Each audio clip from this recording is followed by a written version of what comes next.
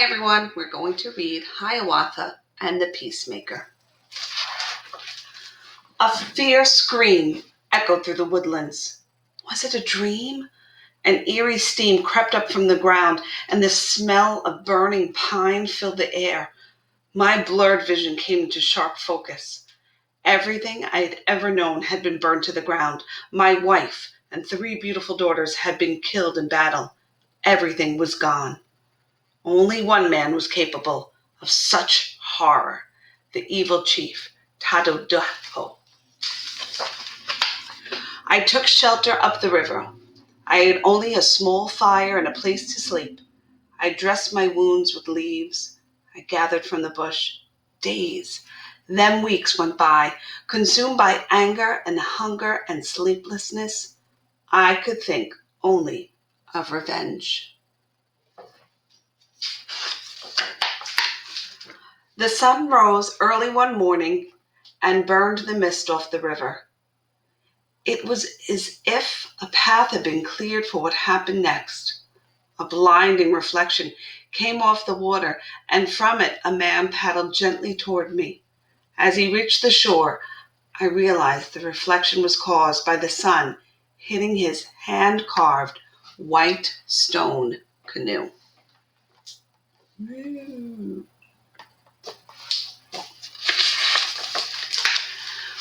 "Who are you? Why have you come here?" I asked. He answered only with a smile and handed me a string of wampum shells as an offering.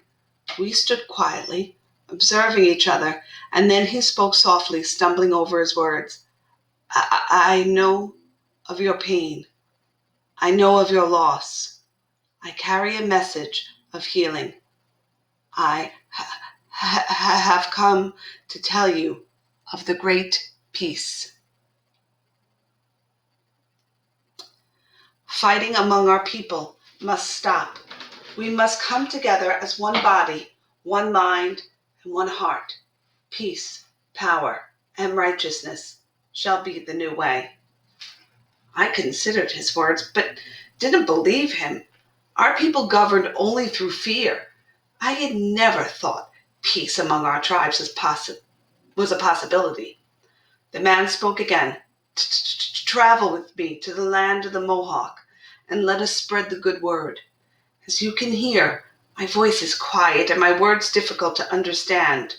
I know that you speak with power and confidence, and that your voice carries straight to the heart. I need your help, my friend. I need you to help me carry this message."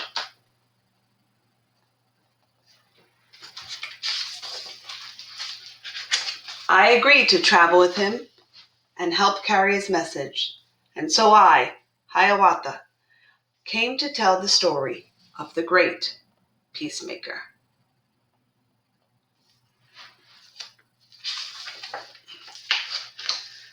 I stared at his stone canoe, bewildered by his ability to float, but we paddled off, and with every impossible moment that the canoe glided across the water, I became more of a believer.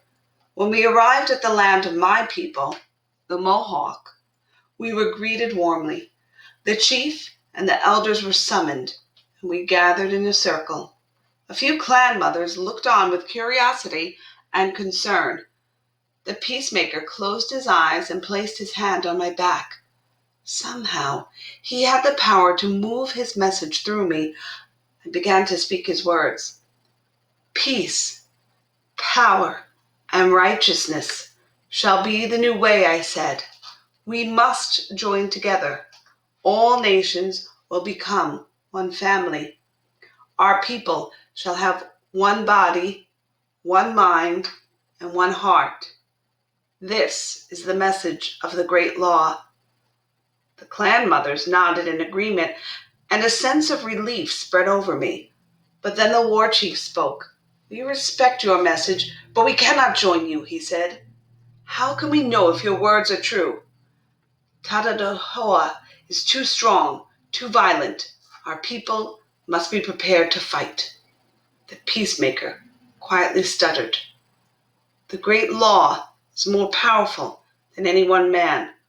We will return with proof that our nations can join together.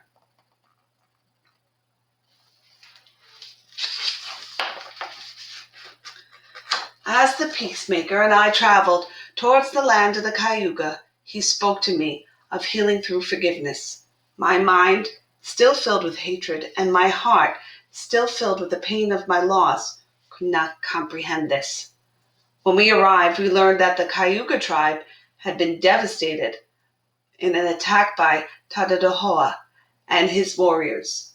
My mind was flooded with images of the battle that had taken my family. Rage filled my body. I turned to the Peacemaker and yelled, "We will never be free!"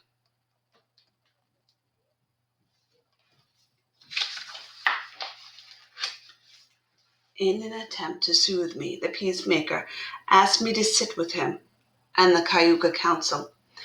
He looked deep into my eyes as he spoke to the people. "I do not see defeat," he said. "What I see is a passage to a new way of life. Join me, and together we could spread peace rather than war, love rather than hate, unity rather than fear." The Peacemaker placed his fist over his heart. A feeling of strength and trust ran down my spine. With new hope, we headed towards the great hill to see the Seneca people. The Cayuga chief followed us in his canoe. Together, we paddled as one nation.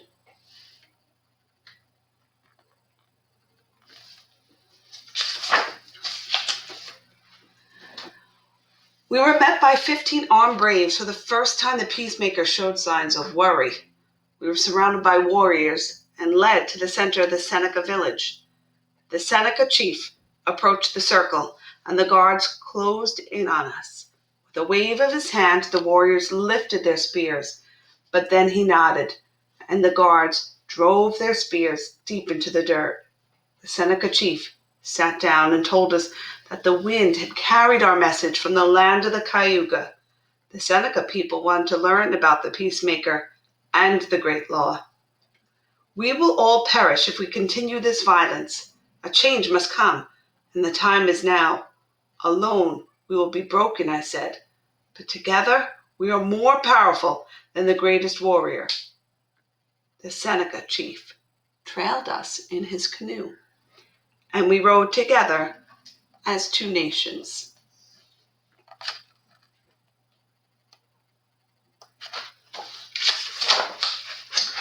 Guided by the moon, we trekked through the forest to the land of the Oneida people. We were halfway to the camp when the snap of a stick was heard through the trees. Suddenly, the earth beneath our feet gave way. We hit the ground and were engulfed by a giant net. The Oneida chief stood towering over us. "I spared your life," he declared. "Why would two chiefs and two strangers be so foolish as to enter our territory in the darkness?" His men dragged us through the dirt and bound our hands. The Peacemaker explained that we had joined the Cayuga and Seneca nations in the name of peace, but his words had no power with the Oneida. Then the Peacemaker turned to me and said, "Tell your story, Hiawatha. Tell us of your great loss." I spoke of my pain and of my hatred of Tadadahoa. I told the Oneida that my wife and 3 daughters had been killed by the violent world we had created. But as I spoke, I felt something come over me. Forgiveness. I had not been able to save my family, but on this journey, I had been able to forgive myself. I began to understand the meaning of the Great Law, and I turned to the Peacemaker and placed my fist over my heart. With a knowing nod, he smiled. A warrior approached, and he untied all of us one by one. Rather than feel the anger that had consumed me, I now remembered the joy of my family. I was joined by the Cayuga chief, the Seneca chief, the Peacemaker, and lastly, the Oneida chief. Together, we traveled as 3 nations.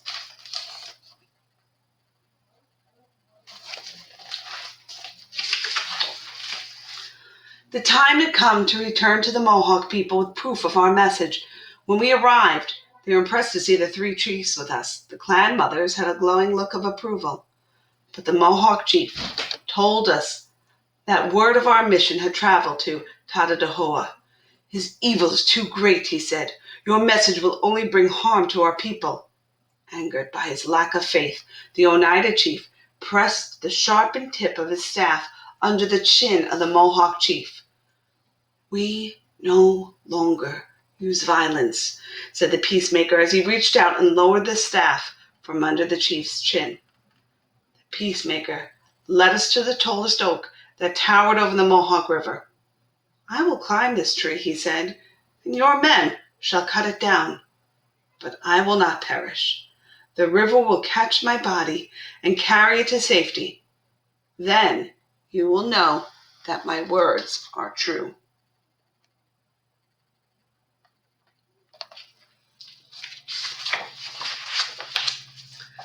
The men chopped down the massive tree. Did I skip a page? No, I didn't. The man chopped down the massive tree. It crashed into the icy waters, and the Peacemaker vanished. I stood silent, stunned by this foolish stunt. I feared the Peacemaker had sacrificed himself at a critical point in our journey.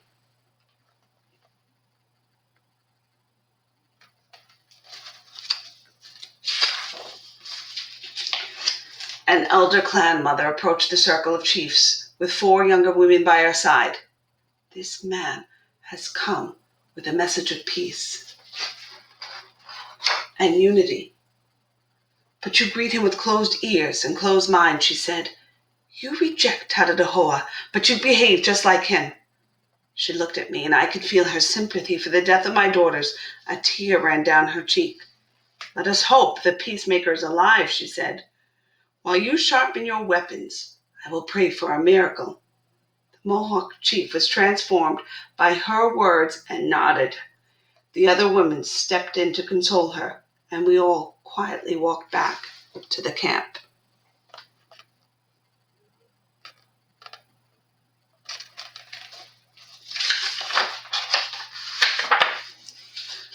When we arose in the morning, smoke from the river's edge caught our attention. We hurried down to find the Peacemaker sitting by a fire, patiently waiting for us. The elder clan mother draped a blanket across his shoulders, and relief spread among us. Filled with emotion, the Mohawk chief agreed to follow us in his canoe to the land of the Onondaga to confront Chief Tadadahoa. Together we paddled as 4 nations.